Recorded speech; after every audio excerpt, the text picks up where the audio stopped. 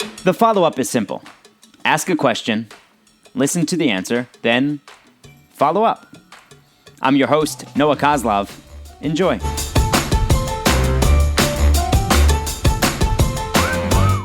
Hi, and welcome back to the Follow-Up Podcast. You're either listening on Apple Podcasts or on VocalNow.com. Also watching on VocalNow.com. It's so much better to see you on camera.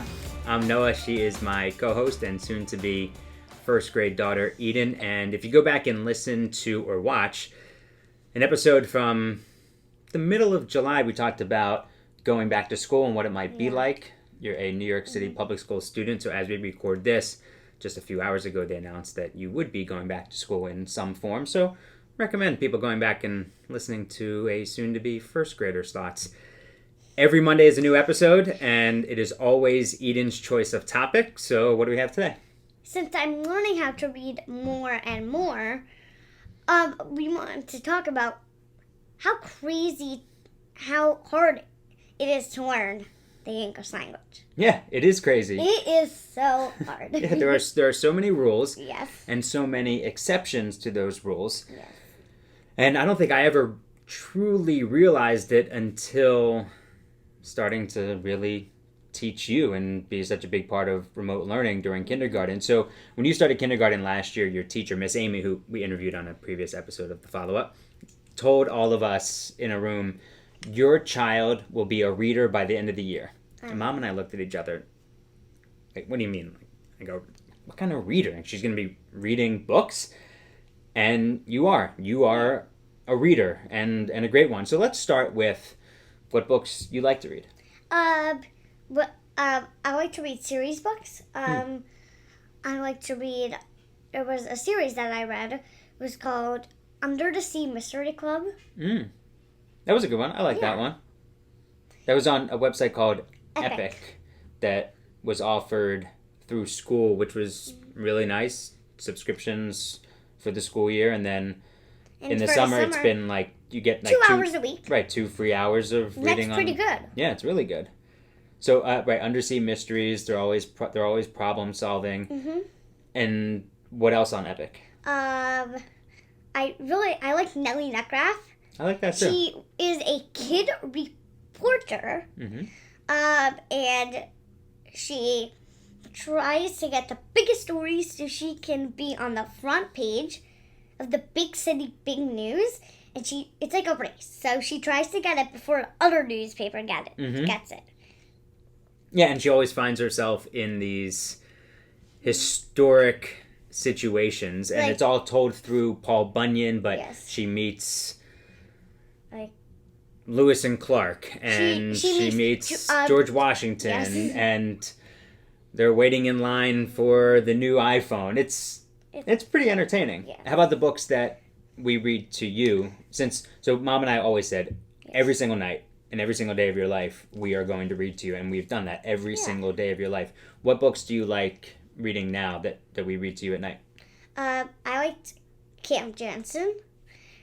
She is a mystery solver with her friend, I think it was Eric. Yeah, it was Eric. I didn't even remember that. And she solved mysteries, but how she solves it is with her photographic memory. So she looks at a situation and then from her head, she took a picture of it. Right, and then just says, click. Click. Mm-hmm. And she's got the whole situation in her brain now. Yeah. What else? Junie B. Jones. She's a little nuts. Yes. She is very rude. She can be. Yeah. Mm-hmm. Sometimes she says bad words. Yeah, she misbehaves. Yes. Yeah, she misbehaves. She was a kindergartner, then a first grader. And we finished those books during isolation. Mm-hmm. And sometimes on the covers there will be some bad words in the name. Like one of them was... Hey, whisper it. Oh yeah, D-U-M-B. Yeah, it's not really nice to call someone that. Mm-hmm. Anything else?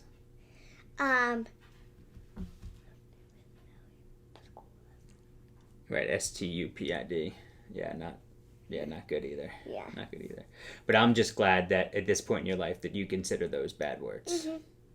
Yeah.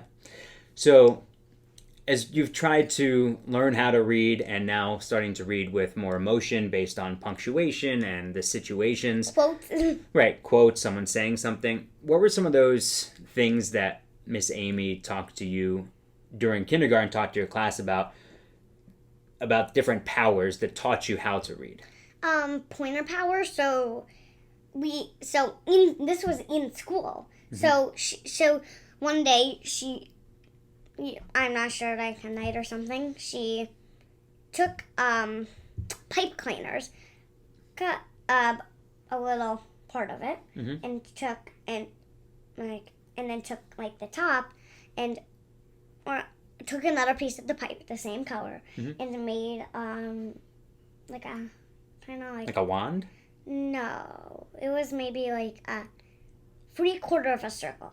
Oh, 3/4 of a circle okay. around, and then she stuck that on top, like tied it on top. So then we could take the top and point it under our words Good. after every word. So when I was a kid, I did well in school, but my worst subject was reading comprehension. Or I shouldn't say subject, but that's where I always scored the worst on tests, was reading comprehension. And a lot of it had to do with I didn't put my finger underneath the words. So I was reading everything, but I wasn't really taking it in because I was just kind of reading the whole page and my eyes were wandering and I would take things in at different times.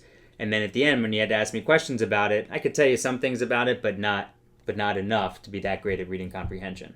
Like So- they might so- ask you like 6 questions. Right, and maybe I would get 2 or 3 of them Oh, correct. Right, but reading comprehension means understanding what you've been Right. reading and pointing, not just pointing to try to read the word, but keeping your finger under each word so that it blocks everything else. Or focusing on the line. What other powers? Um, She tried to like sound things out.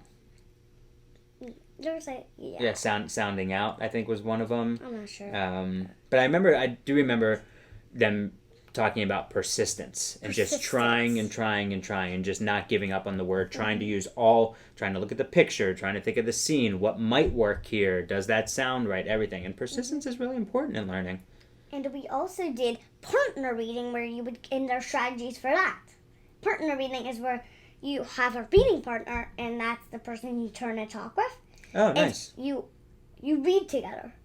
So how do you think that would work with remote learning? I think you could, if you have the same book, well, because there were strategies for, and one of them was seesaw reading, so you read a one-off page, a page after page. So like I did with Lana. Oh, that's nice. And so that can still work remotely. Good. Something that we've found pretty wild is that there are like the vowel combinations and digraphs, like the 2 letters in the front of a word, like ST or PH, things like that. But Or like SH. right, SH, CH. CH, PH. CK at the end of words. CK. But how it like I see the word soup, okay? SOUP. I look at that word and I see Soup. right. But it you sounds might like you might soup. think soup because you see OU. Yeah, and you that think- sounds out. Right. So like how do you Ow. spell loud? LOUD. Right. So you see OU and you think, "Oh, it's ow." But then if you saw cow, Cow. COW, that's cow. But if you saw show, SHOW, that's also OW at the end of a word, So you would and think that's it's show. chow. Or like laugh, LAUGH. The GH is silent, so Well, no, why? it sounds like an F. The whole thing sounds like an F. So why isn't just LAUF? Right. Why not? Why not? It's like they're trying, like whoever created the English language, they're just trying to make it more difficult for Or us. they're trying like to trick you. with the word. Well, one of the things that is tricky but is also funny are homophones. Yeah, so homophones are what? Homophones are when the word's the same. The word sounds the same, Sounds the same, but it's right. spelled different. Right, so anytime you see, Like bear. every time you see homo or homo, HOMO, in front of a word, it's called a prefix, the start of a word. That's going to tell you that some sort of the definition of that word, some of it is going to be about the same of something. So, and then Like- phones is you hear, so it sounds the same. So it sounds the same, but they mean differently. Like bear. So Right. BARE is bear naked, you know what I mean, on. BEAR is Bear, like a bear in the wild. right. And you remember that funny story that you Yes. had to fill in, and it was My dog ate my homework. and you had to choose between EIGHT and AT. yeah, right. So why would they have that letter, that number, be the same as just another word, Yeah, I mean, yeah. or like cent? But I understand why A is spelled differently. Because Yeah, well, it would I have to be. well, You would think it would have to be spelled differently. but like cent. So cent. So CENT is money. Mm-hmm. SENT It's is like I sent a message. Like I sent a I message sent to someone. I sent an email. I sent an email, right? And SCENT is a scent, like something that you Smell. smell. For example,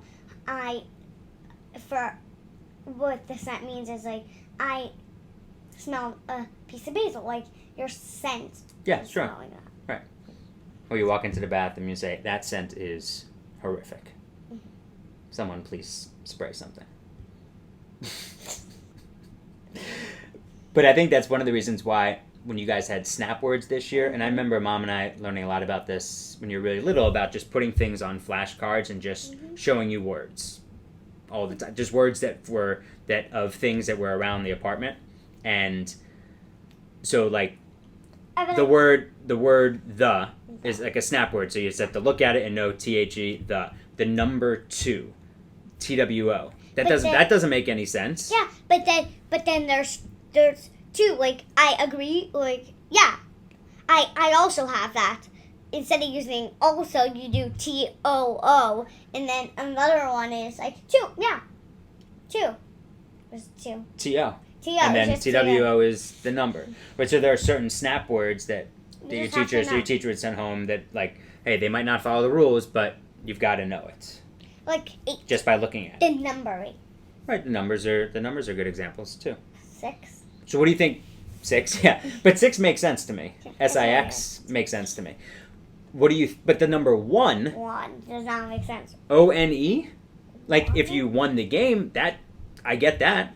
It should WON, be, both of them should be WON. ONE. Makes no sense. So what do you think? Do you have any idea what you're going to be learning in first grade when it comes to reading and phonics and all that? I think we're gonna be learning. I remember when. I think we're gonna be learning what we learned in kindergarten and bringing it over to first grade, and learning new things in first grade Right, that are trickier. Right, so you've developed your base. Mm-hmm. You developed your foundation in reading. And then you're going like a level higher of the building. Right. Mm-hmm. And then you'll get to the top of the building eventually. Eventually. Eventually. Well, you know what? In learning, though, You never get to the top of the building. there is no top of the building. Yeah, but every year you go higher and higher and higher the floors Yep. in the building. You're right. First grade's gonna be fun, huh? Mm-hmm. Love you. Love you.